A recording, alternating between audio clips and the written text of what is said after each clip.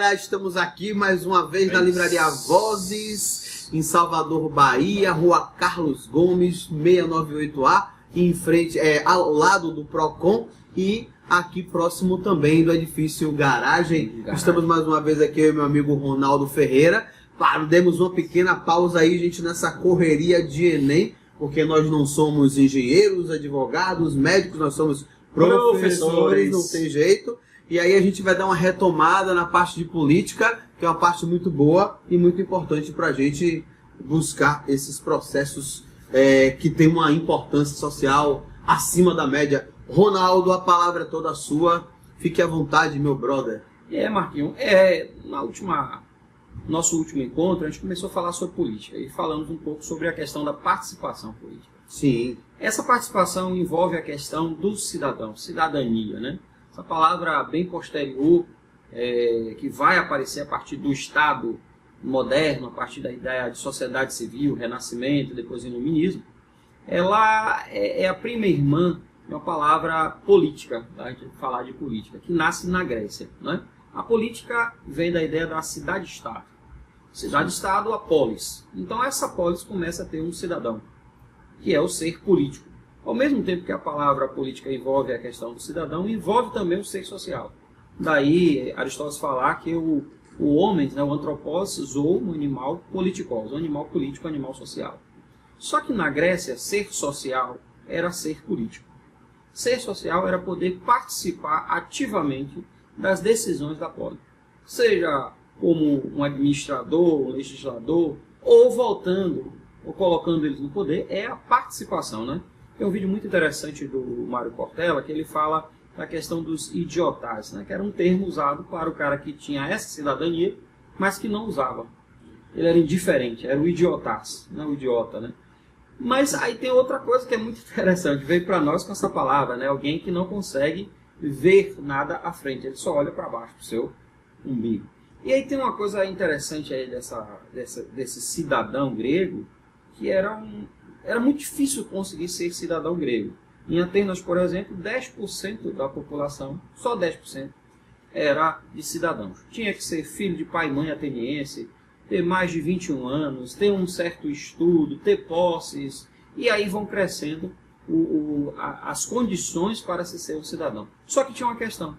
A diferença é que na Grécia se fala muito, mas a democracia da Grécia era excludente porque tinha escravo, as mulheres não participavam, o estrangeiro não participava, o cara que não era cidadão não participava, mas quem era cidadão participava. Então, era uma democracia, aí outra palavra, né, que vem aí do cidadão, o ser político vira o demo, né, o cidadão. Então, esse cidadão, o poder do demo, o poder do cidadão, ele participava ativamente, salvo as poucas exceções desses que eram excluídos, né? Porque quando o cara tinha todas essas qualidades para exercer sua vida pública e não exercia, ele era visto de uma forma bem negativa pelos outros cidadãos. Então, qual é a diferença hoje dessa democracia grega para a nossa? Na nossa, a princípio, todos são cidadãos, né? E lá havia uma grande participação. Hoje, ao contrário, a gente traz a ideia de político ser alguém muito distinto, uma casta da sociedade, e o cidadão o restante, só que esse cidadão só participa aí na hora de votar. Na hora de votar, ele vai lá, faz a parte dele da cidadania e deixa. Mas só que cidadania não é isso. É participação ativa, exercício da política, né? Então, no último vídeo a gente estava falando dessa coisa de participação, de sempre votar e ficar esperando, e a diferença seria essa. Na Grécia, quem era cidadão participava ativamente, e na nossa democracia são poucos aqueles que participam. Existe uma neurose aí no processo, né? Porque a gente vê que o que a gente classificava lá atrás como idiotais parece que tem uma numerologia avançada na nossa atual sociedade. E, bom, se teria uma outra tradução para o que a gente chama de poder do demo, né? Que era o poder do cidadão, mas o poder do demo hoje parece que se resume a um único cidadão, que a gente não precisa falar aqui. A questão toda é pensar. Não, mas parece brincadeira, mas é bem Parece sério que o o negócio. termo hoje, fazendo um trocadilho, é outro. É outro, né? E até na forma e na interpretação. Sim. Né? Até por uma questão de... E é engraçado que algumas pessoas confundem esse demo com demônio. É, Em grego, demônio vem de outra palavrinha que é daimon, que é o separador. E que não tinha nada a ver com ruim. Mas esse separador atual... Pois é, a sociedade está toda segregada. Isso é um problema, é um problema. Existe uma questão aí que eu acho que também a gente precisa chamar a atenção, que é quando você falou do processo democrático, quando o cara se sente participador, é no momento do voto. Isso é um perigo, porque a participação ela vai além do voto. Na verdade, o voto, em tese, era para concretizar toda uma participação social, né? E não aquele momento, não, eu participo da política, eu voto. Não, o votar não é uma participação única, né? Ela é uma parte do contexto. A gente está vivendo alguns problemas que eu entendo que são um pouco sensíveis, né? A gente está com problemas até de avaliar quem são os políticos que nós temos. E, honestamente falando, falando agora por mim, eu sei exatamente quem são os políticos que nós temos. Né? A ideologia de cada um. Tem gente que não tem ideologia nenhuma. Né? Você tem uma parte lá que tem uma ideologia dominante. Isso, só um detalhe, essa questão da ideologia já começa com os próprios partidos, que nas suas siglas deveriam conter as ideologias. As ideologias. Né? Então você tem um grupo, né? Eu vejo hoje uma divisão em aproximadamente 3 grupos. Um grupo que comanda, né, um processo, legítimo ou não, eu não vou discutir isso aqui, nós não estamos aqui para estabelecer a legitimidade, né? Embora eu manifeste aqui a minha vontade de que as pessoas reflitam bastante sobre isso. Sim. Existe um outro grupo que tem uma oposição, meio pseudo-oposição, porque você vê o cara se opor, não por uma questão ideológica, não porque para a população aquilo seria ruim, mas sim porque vai de contra os interesses daquele segundo grupo. Sim. E tem um terceiro grupo que é meio que, como é que eu posso dizer?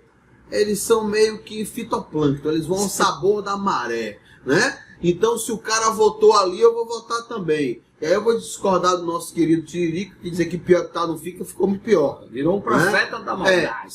Se anos atrás o negócio estava ruim, agora tá ruim e sem direitos. Porque é muito pior, né? Mas assim, nós não vamos entrar em meandros específicos. Mas tudo que nós dissemos aqui hoje seria muito interessante que alguém refletisse, que as pessoas pesquisassem. Por exemplo, se alguém chegasse para mim e dissesse: Marquinhos, você fez aquela crítica ali no programa, mas eu queria saber de você o que você avalia hoje, como é que você pesquisa o político. Eu entro no site do cara, eu entro no site do partido, eu vou lá, pesquiso, proposta. Quem tem proposta, viu, gente? Tem muita gente que fala muito aí, não tem proposta nenhuma. Aí diz até que não tem proposta porque não é formado em área X ou Y. Não. Tem político que diz que não fala de economia porque não é economista. Então ele também não vai poder falar de saúde porque não é médico? Aí de educação porque não é professor? Pois é, então ele não está no lugar certo. Né? Porque o político é o cara que direciona todas essas questões sociais. Né? Né? O cara diz: não, eu não vou falar, então a gente não pode falar de hambúrguer porque a gente não é gourmet. Essa contradição, ao mesmo tempo que ele é político, ele é um idiotaço. Porque exatamente. ele não conhece a participação. Ele não conhece e não participa. Né? Isso é muito ruim. E se você tiver esse tipo de comportamento, você também está nesse rol, meu amigo. Então, a questão hoje, por exemplo, se alguém me perguntar: você avalia quem hoje? Eu, Marcos, estou falando por mim. Eu não estou dizendo o que deve ser feito, estou dizendo o que eu faço. Eu avalio todo mundo que se diz possível candidato. Por enquanto, alguns não têm plataforma nenhuma, porque só falam que vão ser candidatos e não apresentaram nada. Então, esses não tem como ter pesquisado, porque eles simplesmente ficam ali sorrindo. E não é isso que eu estou buscando. Estou buscando alguém que melhore a sociedade de uma forma que a gente consiga viver de forma mais harmônica. Já discutimos isso aqui em ética. Sim. Né? Então, o que acontece? Você precisa buscar um político que governe para todos. Ou pelo menos para a grande maioria. Então não tem sentido você ter essa democracia que se estende a todos como cidadãos. Pois é. Então, se você tem um grupo... E é muito interessante, Marquinhos, quando a gente fala da questão dos políticos, em Brasília tem uma colocação hierárquica dos políticos, os deputados e senadores, como alto clero e baixo clero. Uhum. Aquela expressão que era usada na Idade Média para dizer que quem participava da hierarquia da igreja e quem não. Mas todos não são deputados eleitos pelo povo. Como é que tem um grupo que pertence a um alto clero ou a um baixo clero? Como é que é isso? É o alto povo, baixo povo, né? Quer dizer, o povo é dividido, o povo é dividido. Aquele povo que votou naquele não tem tanta importância quanto que votou naquele outro, que faz de conta esse. Agora, tem outra coisa aí, viu, Marquinhos? Eu tinha uma professora política, a professora Luísa Leão, e ela dizia o seguinte: faça uma pesquisa infantil e se assuste. Saia perguntando nas ruas em quem você votou para deputado, vereador. Deputado estadual, federal, vereador, as pessoas senador. não lembram. Não lembro. Se eu não lembro em quem eu votei, como eu posso cobrar?